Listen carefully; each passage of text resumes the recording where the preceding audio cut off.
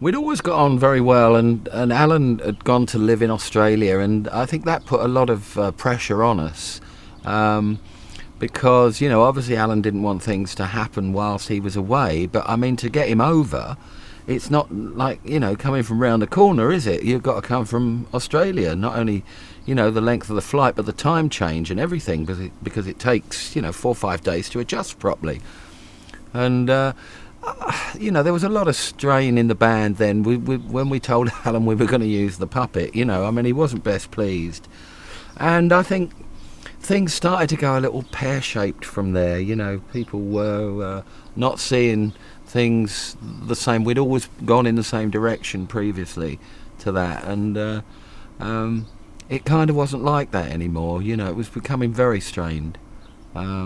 And then musically as well, people were going in different directions, and it was all starting to fall apart, to be honest with you. We weren't getting on very well, and it was a pretty tough time. As I said earlier, do you think, you look at some of these bigger bands today, you really can take 18 months off and then reappear and still be filling stadiums. Do you think that might have helped back in the 70s?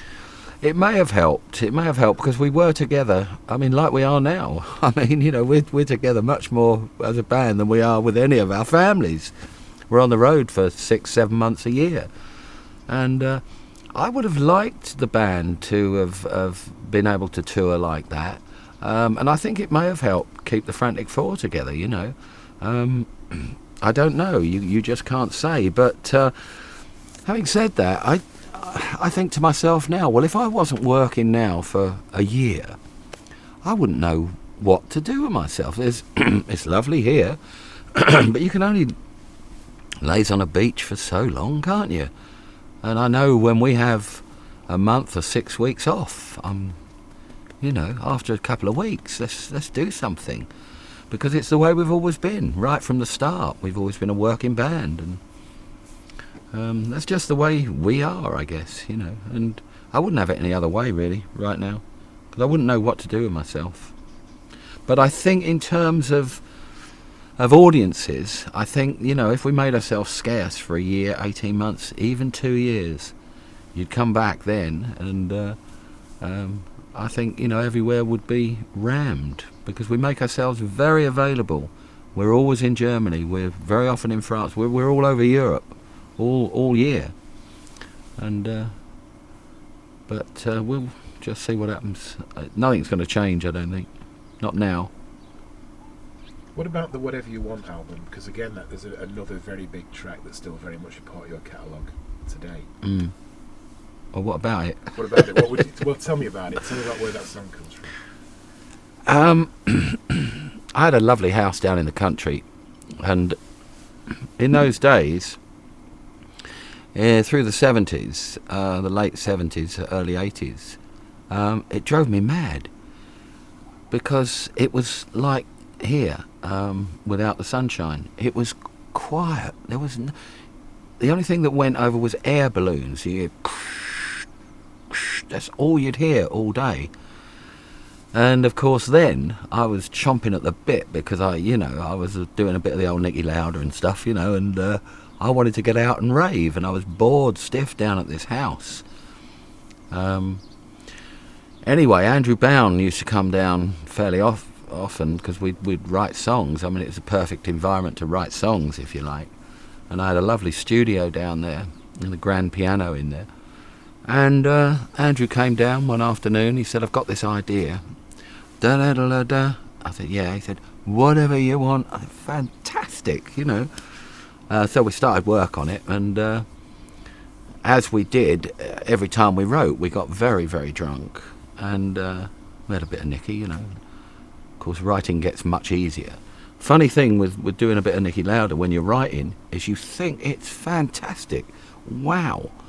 And the following day, you listen to it, and very often, it's not. It's nowhere near as good as you thought it was. But Whatever You Want turned out to be one of those songs where, I mean, you just couldn't go wrong with that lyric and that da-da-da-da-da, whatever you want. Fantastic. So we had a great day writing it, out of our trees. And there it was. At the end of the day, he went home. I don't know where I went, Can't remember. But we had whatever you want. So that was a good day in my life. There's a quote many years ago from John Lennon where he said, there are certain songs that you write, and it's only when you look back on them years later that you realise that was very, very autobiographical. Mm. He said, you know, the song Help, I didn't realise at the time, but I was crying for help. Mm. That's the truth. Mm. I get the feeling that Living on an Island is very much a very personal Rick song. Would you talk us through that one? Well, Living on an Island, I was, again, I mean, I was doing a tax year, and I was flitting around Europe. I'd spent quite a bit of time in Germany. And it was then suggested that we all go and hole up on the island of Jersey, and we thought that sounds like a nice idea, you know, be very pleasant there. And I got there, and we didn't hire a house or anything like that. We stayed in a hotel. Francis and I stayed in a hotel in St Brellard's Bay, and it was a very nice spot, but when you're there for 6 months in a hotel, it can, excuse me, it can so get to you.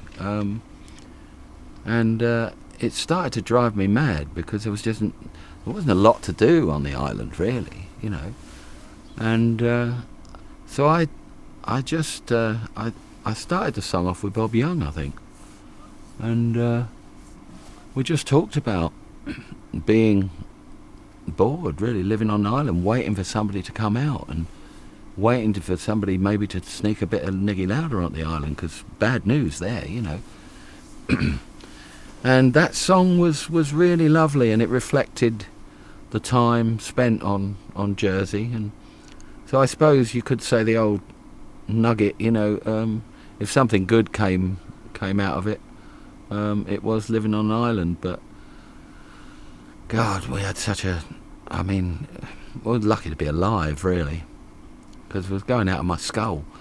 I so nearly drove a car over a cliff one night. I mean, I lost it on a corner, and the back end of the car was literally a couple of feet away from a 200-foot drop, and falling off bicycles. I hurt myself so badly on the bicycles and stuff, and backing cars into trees, and just going out, just bored, going out of my skull, just didn't know what to do. So you just start drinking and doing what you can, and it was a wild time.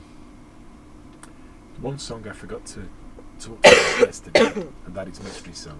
Mm. And the rest of the band tell us a wonderful story about literally waving goodbye to you at the studio one night, coming back the next day and thinking, either A, Rick's gone in early, or B, he's just decided to put the same clobber on as he had on yesterday. What's the truth behind it? Well, it's Francis' fault, really. He stitched me up that morning.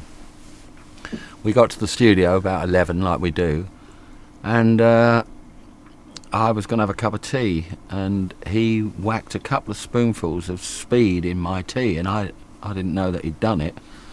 So I drank the tea, and I obviously tasted it, and he said, I've put a little bit. I said, oh, fine, you know. I didn't know he'd put 2 spoonfuls of it in.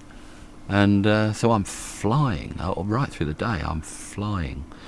I mean, you know, a lot of this does sound like we've been on drugs all our life. I mean, this is just a period that we're talking about where it was rife, you know.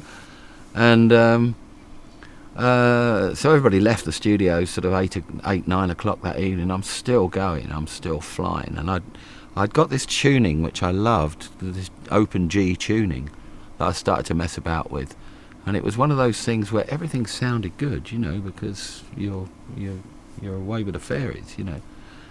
And I got this ding ding ding da da da da da da, and I could not stop playing it. I just loved it, the whole ringing sound of the open tuning, you know. I just couldn't stop, and I sat there all night. I tell all you lot, you know, see you tomorrow. You know, everything's fine. Don't worry about it. Leave me here. I'm fine. Don't worry. And so I just sat and played that, and when they came back in the morning, I had the Mystery Song. I think I had the lyrics, everything. Just did it, you know, overnight. And you get so wrapped up in it that you don't realise, God, everybody's just arrived again. I haven't been anywhere. And I don't think I got through the following day, but again, it was worth staying up all night to get that riff and that song.